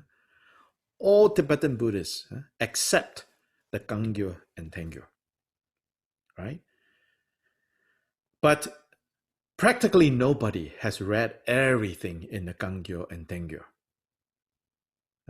Even in the days before Facebook and WhatsApp and Netflix, nobody had that enough time to read literally Kangyo and Tengyo from cover to cover. Yeah. So then practically what happens is, in the Western scholarship for religious studies, we talk about a canon, meaning, right, a body of authoritative scriptures. We call it a canon. Then scholars also coined this term called the practical canon, which means a selection of texts that have become like standard and staple for a particular religious community. Even if theoretically, ideologically, there is a much larger body of texts that are considered authoritative, for practical purposes, it's usually a smaller subset. Yeah. I mean, it's not like the Bible, like more or less one hand you can hold it. And you can read cover to cover, no problem. Once a month. Yeah. The Kangyo and the Tengyo, right? It's like encyclopedic. So for practical purposes, you cannot really literally take all of that and say, we know all of that, we study all of that. So that's not. And in fact, for the most part, when Tibetans do study in a scholarly manner, they study the Tengyur, the commentaries. I would say, this is kind of not very scientific, I would say 85% of the time, their energy is spent in studying a select number of commentaries and not the so-called Buddha word, the Gangyo. Again, in theory, Gangyo has more weight, but in practice, intellectual energy and scholarly energy is invested in the mastery of commentaries. In fact, now we might say, oh, come on. Shouldn't you go back to the Buddha's words instead of the words of the masters that came after the Buddha? No less a person like His Holiness the Dalai Lama will say, wrong.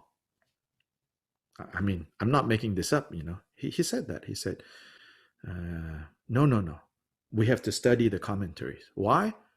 Because the direct Buddha words are often too profound that we have no access. So without relying on the commentaries of the kind masters to unpack things for us, if we go directly to the words, we will get lost. So that's one very strong view. And very much kind of the mainstream position in Tibetan Buddhism, I dare say. Then now footnote. Our Holiness,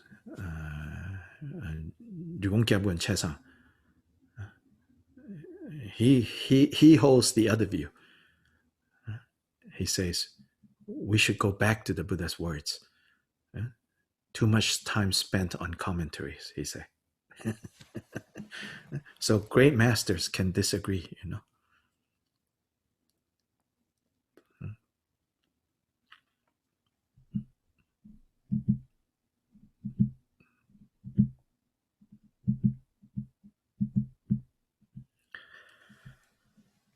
Other questions or comments?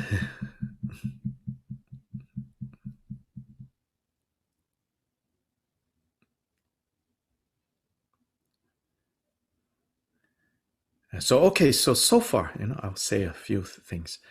In this part, in reading that introduction to this lineage, I guess what I'm trying to kind of show there is that, and also what I'm trying to say is that as a focus for me, and therefore what I'm able to offer you, if you're deciding that, you know, you would like to practice together at least once a week. As I say, you know, I don't need you, I don't have any expectations of you now suddenly changing your daily practice. Whatever daily practice you have already, you just continue doing that. And it's not my interest for you to like follow my way. Participating in this, the commitment is just to the best of your ability, every Wednesday, we gather together as a group. We do some practices together over time. As I said, the first set of practices I will introduce is a short ngondro. And I'm going to emphasize the ngondro not as something to finish. So no such thing as finish 100,000, finish, you know, all of that. I already mentioned in the last talk. If you were not here, you could go back and listen to my rationale for that. But that will be the first kind of common practice that we can have as a reference, common reference point.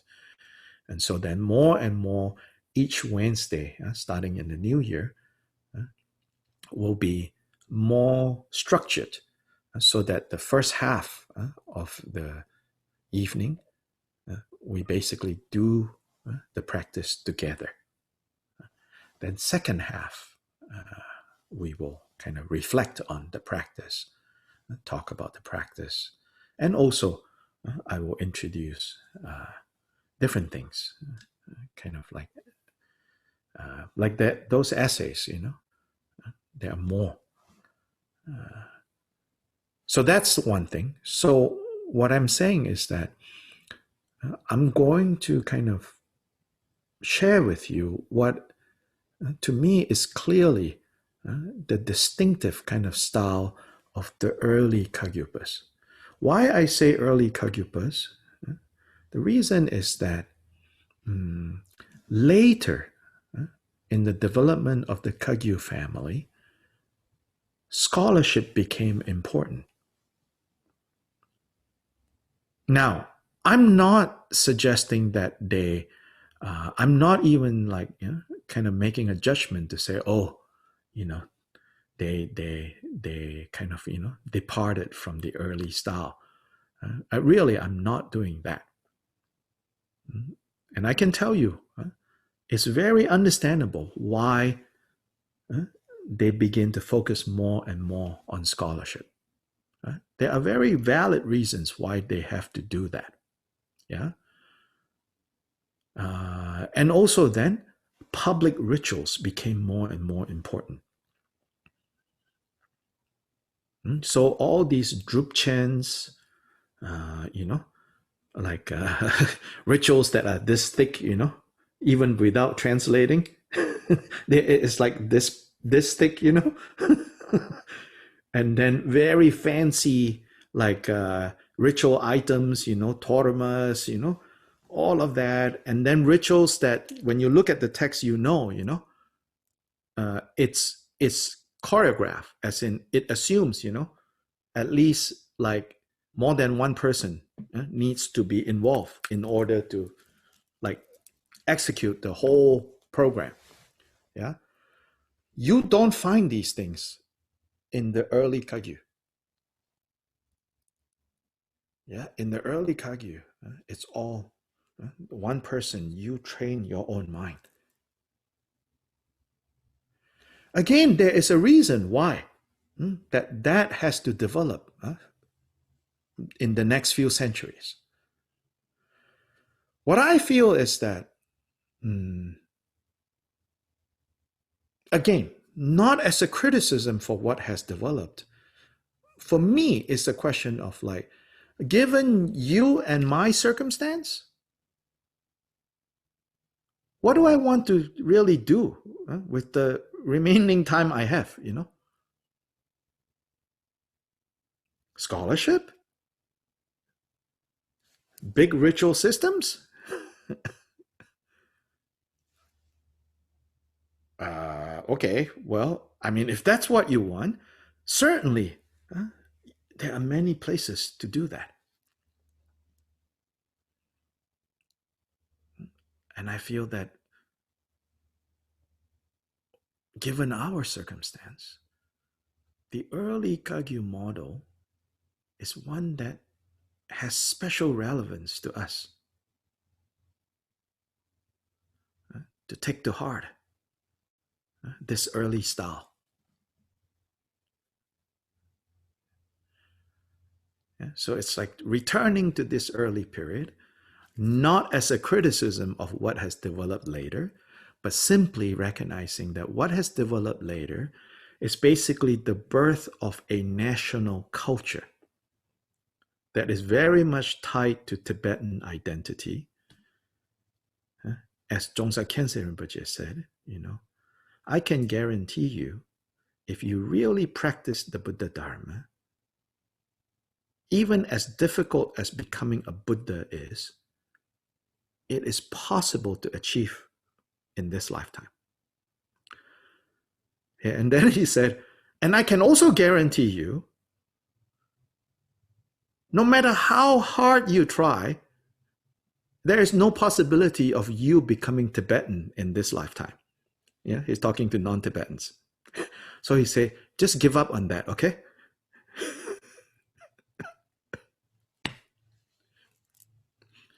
He says, even how hard Buddhahood is, Buddha says, in the Vajrayana, it says, you can become Buddha in this lifetime.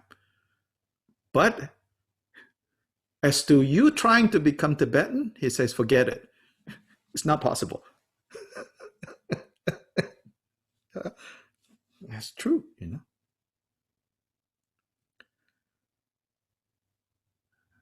So what is the essence and what is the form?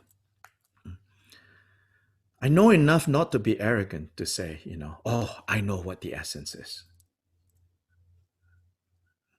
But nonetheless, every one of us need to settle this question for ourselves. What is the essence and what is the form? And the form needs to be flexible. The essence needs to be clear. Yeah. And what I'm hoping is that, through this context of the DDIS, we can together, help each other come to clear conviction.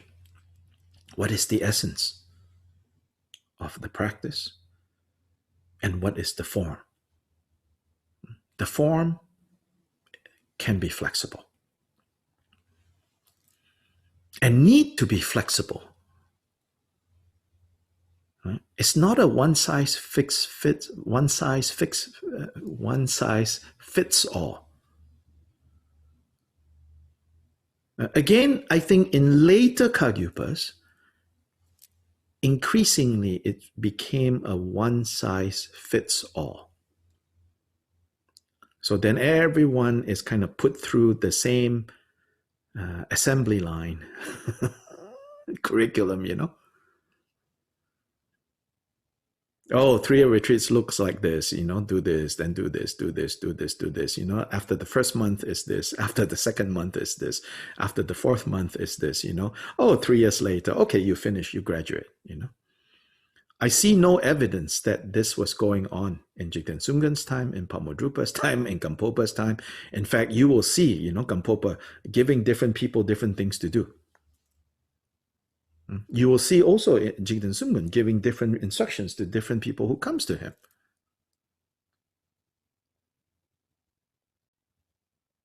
So I also don't think, that the saying, all of you have to do this.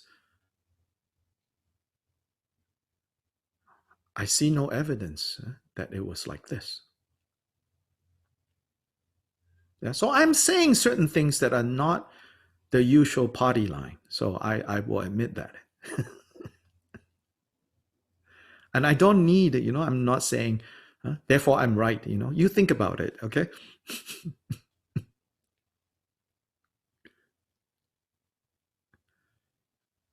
Yeah, I think at a certain point when the lineage became such a huge, right,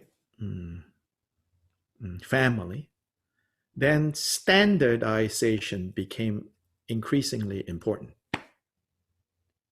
And so everyone had to go through kind of the same system. Clearly, there are advantages to that, but those are, I think, advantages that are not so relevant to, again, our situation.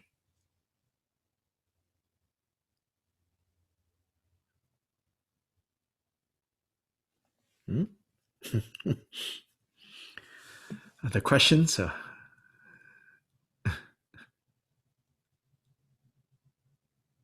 Yes. Very naive question about, well, I don't think I have any realization, but my question is if realizations passes through lives, and that Yes. would be an argument of our further focusing and scholarship. I don't, probably not. No, I don't know. That's my question. Yes. If it is realization, it continues to the next lifetime. Yeah. Whereas other things that we learn,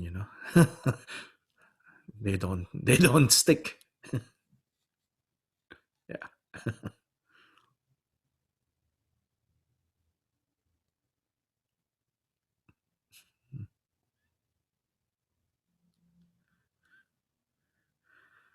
So other thoughts or other questions?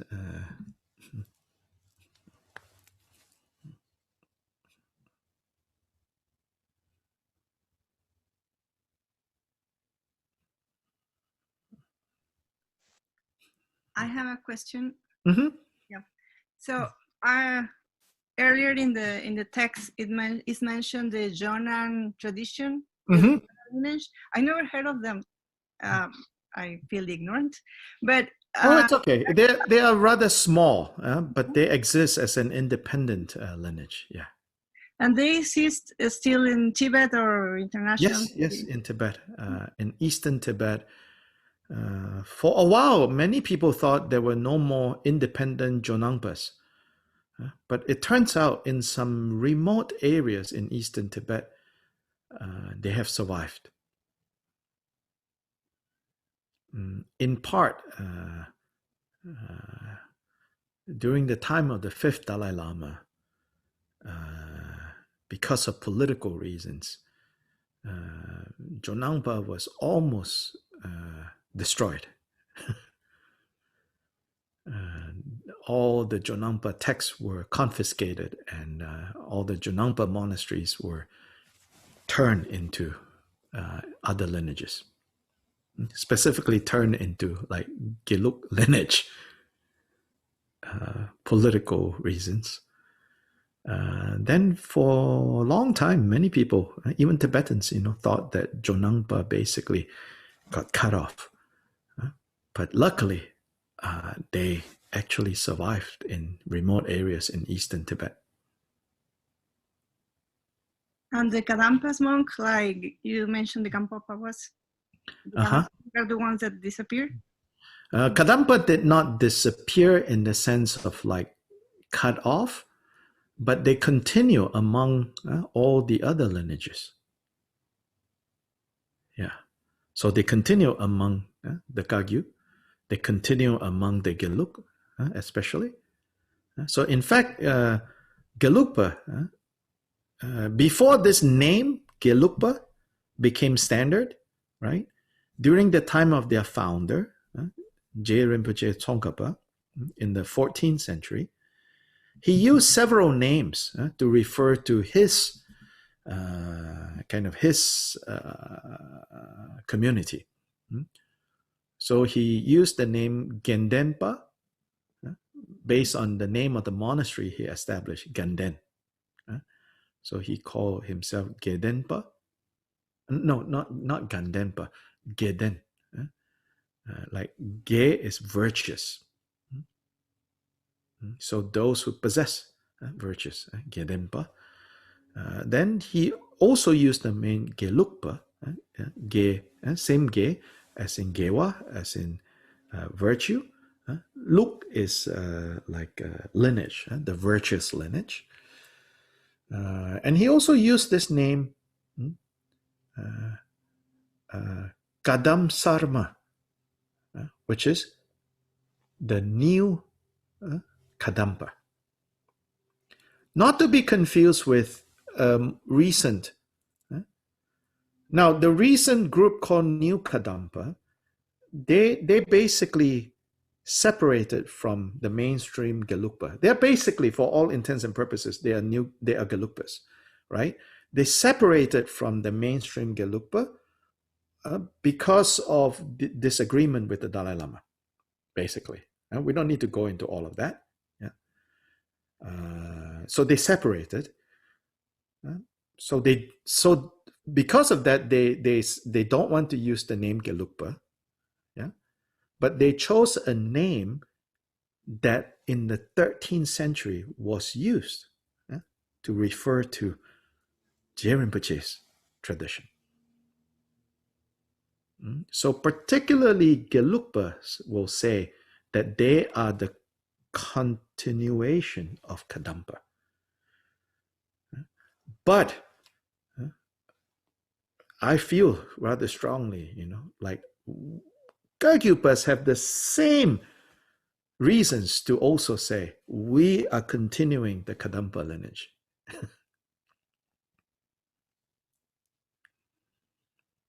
Even like in the, not even, but in the teachings of Jigten Sumgön, which I have been organizing for the translation of many short teachings of Jigten Sumgön. So now the 3 Saturdays, right? I think many of you are attending those teachings. In some of those translations, you can see, Jigten Sumgön talking about how great Atisha was, and how we follow Atisha's tradition.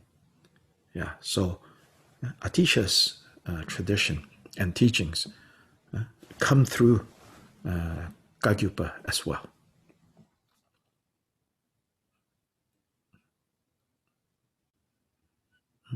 For Sakyapa, I think to some degree, Kadampa influenced them. But not, I would say, I don't know much about Sakyapa, but my impression is not so directly. Whereas Gampopa himself clearly was a Kadampa monk.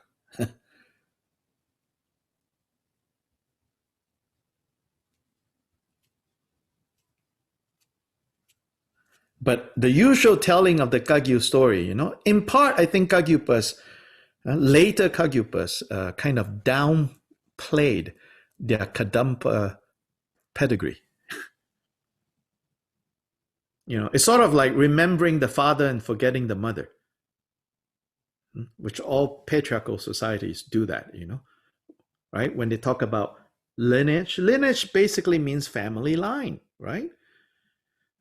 Many patriarchal society, actually not in like Hispanic, you all always keep, right, mother's name, last name there.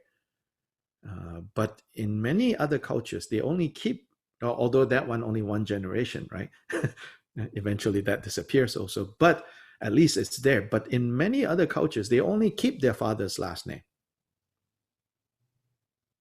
Like the mother doesn't exist, So I think in a way, at some point, the Kagyupas kind of, only talk about Milarepa and kind of ignored that Gampopa also had another, the father and the mother, so to say, that gave birth to Gampopa spiritually.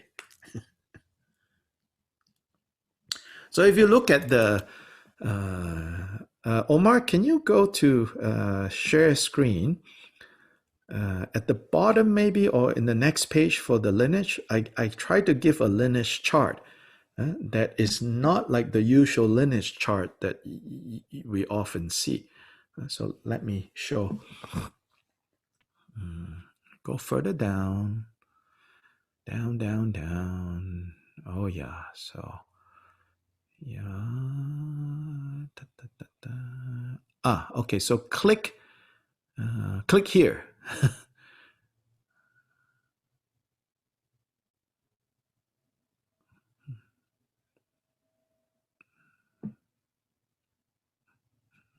Okay, keep going.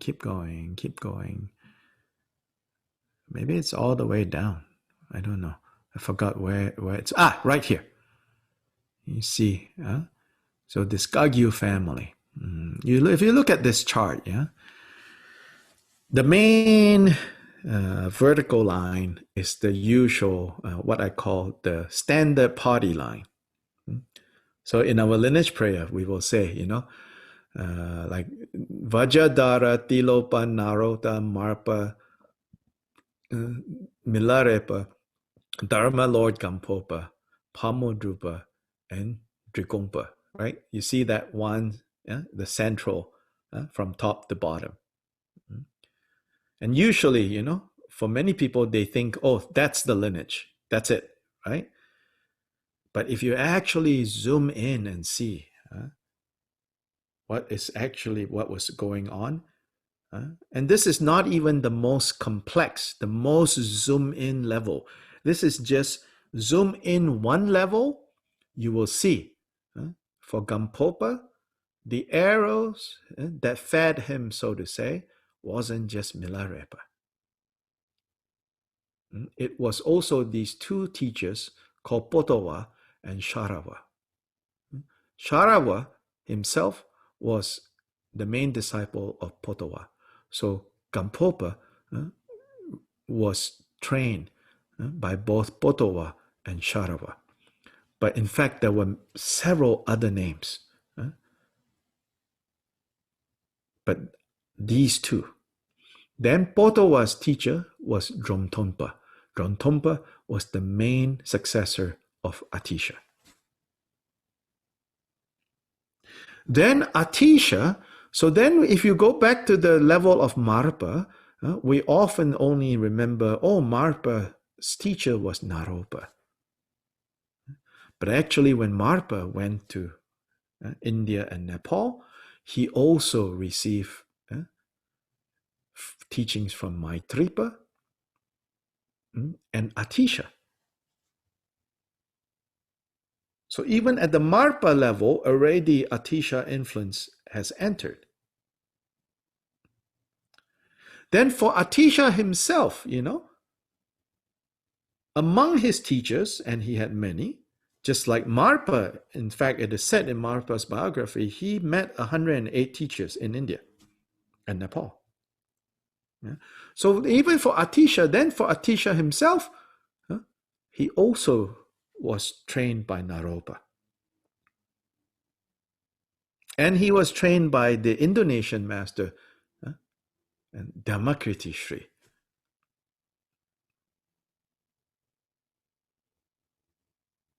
Yeah, so if you actually chart out, right, all the lines and the arrows, it's a very busy chart. This is just one level beyond the usual lines that we see. If I were to add another level, then there is a lot more. Pretty soon, the whole thing is just a whole bunch of names.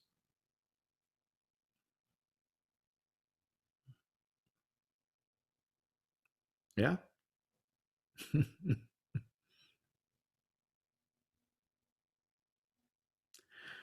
Yeah, so let's go back to the gallery view.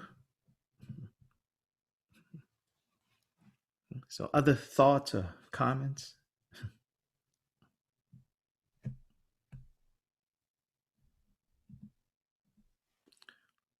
Oh, we already passed our time. As I said, I don't want your pets and your people to resent your Dharma practice. So we should, say, okay, tonight we should end here. Sorry that we passed 7 minutes. So we will do a short dedication. And this dedication is says precious and excellent and precious bodhicitta, where it has not arisen, may it arise. So then you think, there are so many people, have absolutely no idea what bodhicitta is. We pray that by the power and the merit of whatever little or great merit, that means fuel for growth. That's merit, okay? And don't think of Boy Scout merit badges. Then you're like, oh, I don't like this merit thing. But this is fuel. This is crucial fuel. So whatever fuel that we have gathered, may it power empower the growth of bodhicitta in those that it has not arisen yet. And where it has arisen, may it not decline, but ever increase higher and higher until it turns into Buddha. So this is the very short bodhicitta dedication. Changchu Semcho Rinpoche Ma Kye Panam Kye Gyurche Kye Panyam Pa Me Payam Gong Ne Gong Du Bellward Shore.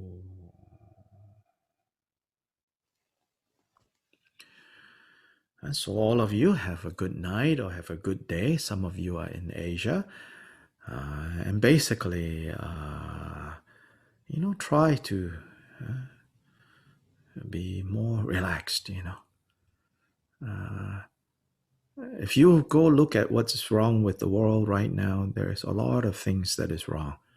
And there's no end to listing out all the things that are wrong. Likewise, if you go look at what is right in this world, there are also many things that are right in this world. So it's about making choices. In the end, you cannot tally up and try to figure out, is there more wrong or more right? You'll be dead before you can account for all of it. So then the next best thing to do is you choose. Are you going to count about all the things that are wrong? Or are you going to count on all the things that are right? So count all the things that are right, then at least we don't become so claustrophobic. We don't become so tight. Don't worry, some of us fear that if we only do that, then the world will go to hell in a basket or something like that. No, it won't, You're not so important.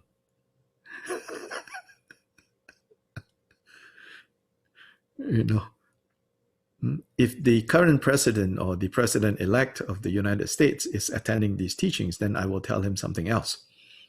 Yeah, you are bloody important, but the rest of us, really, you're not so important. So if you stop caring about what's all the wrong things in the world, it won't get worse, okay? It won't get any meaningfully worse if you stop caring about what's all wrong in the world. But if you start focusing on what's all right in the world, you will feel better. The people around you will feel better. That's the difference we can make. Yeah, don't. Choose carefully. This is the skillful, this is the virtuous action of body, speech, and mind. We make choices. Choices result in outcomes. What outcomes do we want? We make the corresponding choices. We can make a difference to the people that we interact with. Beyond that, most of what we do don't have that kind of consequence. So don't destroy the happiness that can be created for the abstract of, the happiness somewhere out floating in the sky. So please do your best. Make good choices. Yeah. Tata. Thank you.